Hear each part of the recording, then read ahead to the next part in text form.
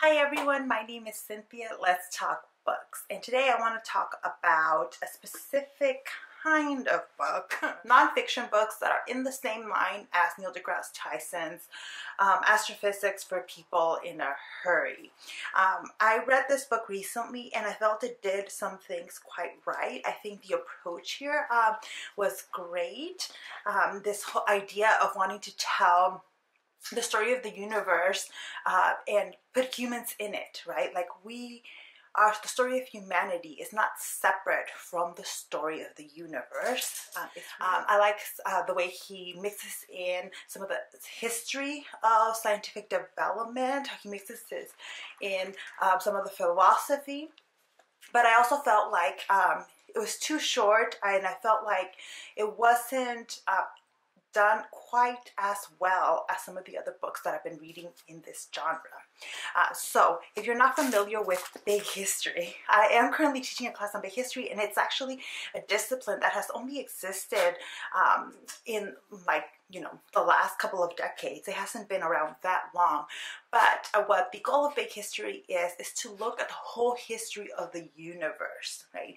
And to really change the way we teach history and the way we conceptualize history and different disciplines, in that we tend to teach them as separate, right? A lot of times the humanities professors and the science professors don't even see each other very often because they're located in different parts of the university, totally different buildings, and why?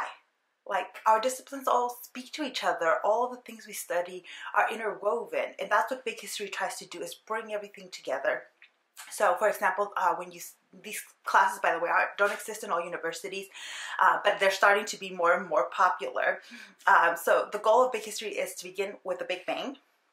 And most big history classes end with today, but the move recently is also to go into the future, right?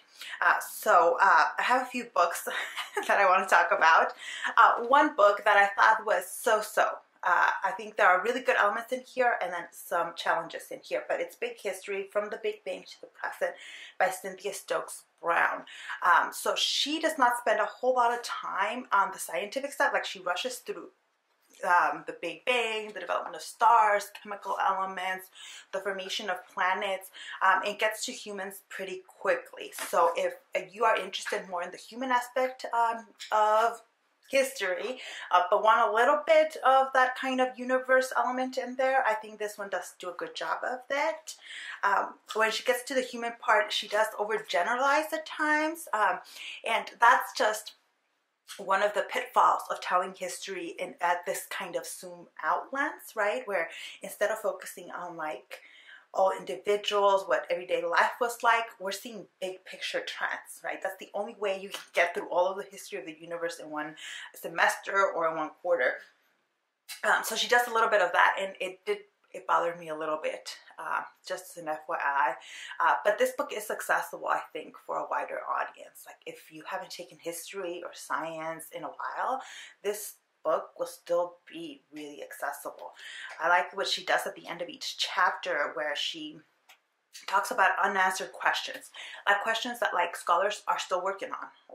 Just opening up a random one, when did people first come to the Americas? We have some ideas, but we don't have a precise answer, right? How much cannibalism was there among the Aztecs? Okay, well, this is one of those instances in which this question's just dumb. Who cares? But question number 3 is, what are the Nazca drawings? And that is really cool. A lot of the cave paintings we have in kind of early civilization painting, we don't know exactly what it is, right? So we can try to decipher it. We have a pretty good idea on some of it, but then others, we just don't know. They're open to interpretation. I really love that element in the way I use that to teach that part of history. So I really like that. Now, if you are thinking, I like the idea of big history, but I'm not interested, I'm more interested in the modern world. One book that would be good for you is J.R. McNeil and Peter Engelke, I think, The Great Acceleration, an Environmental History of the Anthropocene since 1945. So this one focuses on kind of the use of energy and the human impact on the environment. And so if you're interested in those themes, I think this is a really good one. I've used parts of it in different classes. I didn't use it this semester, but there's stuff on Chernobyl, on environmentalism, the Cold War. So it's basically just post-World War II human relationship with the environment, and it's quite good. So the next couple of books that I want to recommend are books that I haven't finished. But so far it's going well enough that I feel like I can mention them in here.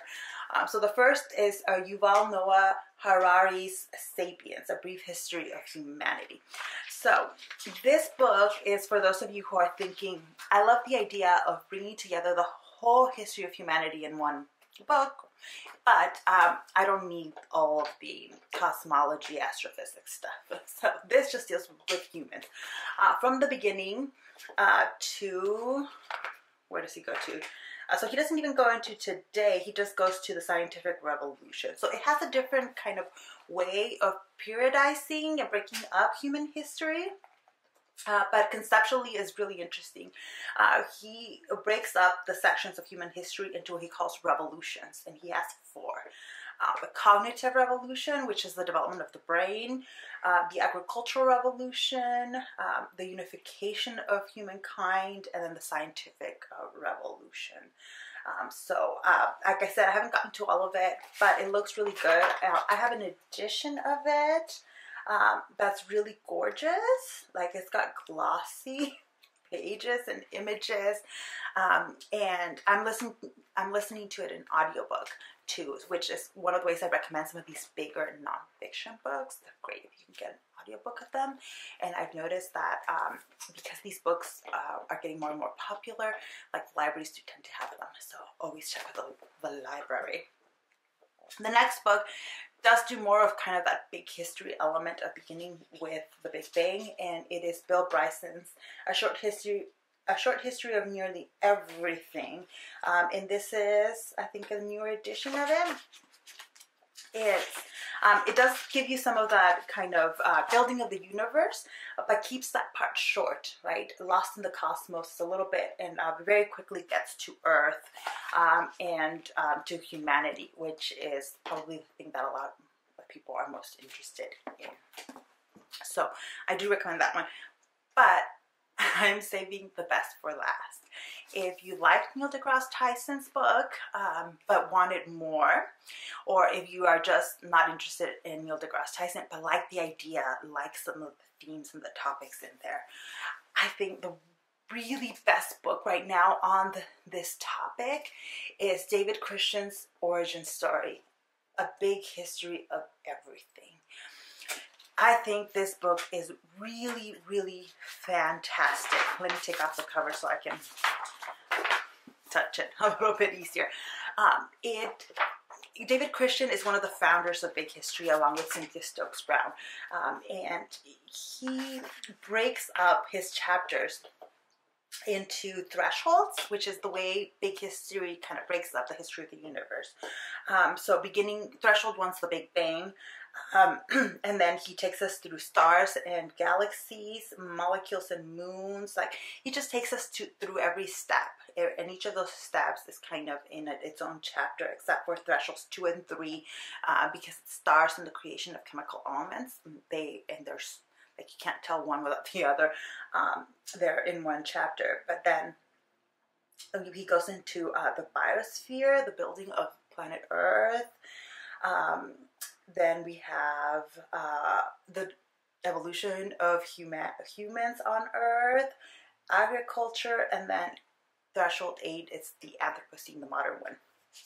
And this book is really, really great in that it let's say we start with the Big Bang. It takes you through Big Bang cosmology, like the ideas that are being developed there.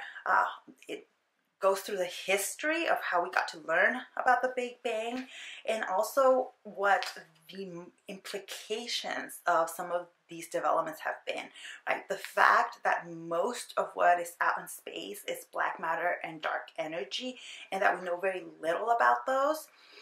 So there's quite a bit of philosophical discussions and discussions about what we don't know, which I really, really love in there. And he keeps that kind of format for all the other chapters, right? Like, okay, here's what we know. Here's where we have holes in human knowledge. Here's the implications of some of that knowledge and of the holes in our understanding of ourselves. I also really love the way he tells the story of the Big Bang. As the title of the book implies, it's an origin story. Right? Like, this is the thing where I feel like it can bring people in, even people that are religious. It's that in academia, we're interested in kind of the academic history of our universe, and that we're not going to use religious explanations, but there is room for those, in that every human group has developed some sort of origin story, some way in which we explain how humans came to be and where we exist in the context of the universe. Because if you think about it, the fact that the universe exists, that there's a bigger universe outside of our planet, is really obvious. It was really obvious to early civilizations because you could stand on Earth, look out, and see stars. You see the sun, you see the moon, you see them moving, right? And what's really interesting is the way different human groups develop stories to explain that. And the way David Christian in Big History frames it is as what the Big Bang is the scientific origin story of the universe. We don't know all the details, we don't have every exact thing proven, but we have a really good idea of what happens, especially immediately after. There's where we have it, and I'm like, I love that framework. I love the way it can bring people in, and not everybody. I've had students that totally reject some of these ideas, but I think it's a really wonderful book. It just came out, so I think right now it's only available in hardcover, and it might not be available like at all the libraries, etc. But it should be fairly easy to attain now, and I cannot recommend it enough. I think it follows a similar format to the Neil deGrasse Tyson one in terms of, all right, here's the information you need, some of the basic information, which is not intended, or it's not targeted at experts who know the vocabulary. It's not filled with jargon. It explains terms, it explains ideas very simply and in a way that's accessible, but also gives you the history of how some of these ideas get developed, key scientific thinkers, and then it gives you kind of implications of some of these ideas and philosophical discussions. I thought that was one of the good aspects of Astrophysics for People in a Hurry, but I think that David Christian does it better. Now, let's say you're thinking like, okay, some of these books sound interesting, maybe even the David Christian one, but I don't quite have time for all of that. I like to just get maybe a little big history in small doses. There is a YouTube channel called The Big History Project. I will link it down below. And it is videos that were done. It was actually founded by, what's his name? Bill Gates. It was founded by Bill Gates, his foundation. They founded this project to bring together big history in a way that you can then promote it, especially for like high school and middle schools, so that there's content that teachers can use to teach big history. Right? So this project put together a bunch of videos, and they're not meant to be used alone, but I think they can be if you're interested in just like particular topics. Let's say you're just interested in the Big Bang, or you're just interested in the evolution of humans, or what makes humans different. There's little videos that they've created where they bring in experts that give you some of those basics in very accessible ways. This information is largely, like I said, aimed at high school and middle school students. So it's not dumbed down, but it is accessible, right? So I will link that just in case you're interested in that. But I cannot speak highly enough of David Christian's origin story.